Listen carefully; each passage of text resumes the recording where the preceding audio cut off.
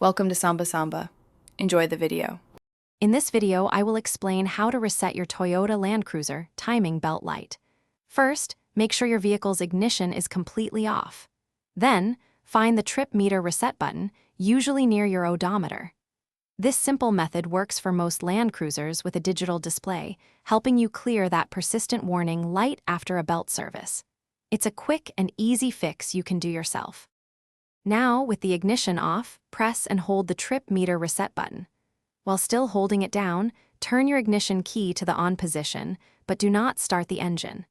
Continue to hold the button for about 5 seconds. You should see the digital display change, often showing T-belt or a similar indicator, confirming you've entered the reset mode. Once T-belt appears, release the button. Now, press the button repeatedly to cycle through the mileage intervals. Each quick press usually adds 10,000 kilometers to the next service reminder. For example, pressing it 15 times will set the reminder for 150,000 kilometers. Choose the appropriate interval based on your new timing belt service life.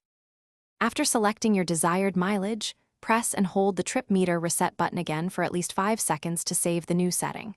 The display should confirm the reset. Finally, turn the ignition off, then start your Land Cruiser to verify that the timing belt warning light is no longer illuminated. And speaking of great reads, check out the new Kindle Paperwhite. You can find a link to it and other deals in the description below. Your dashboard should now be clear. Thanks for watching. Consider subscribing if we helped you.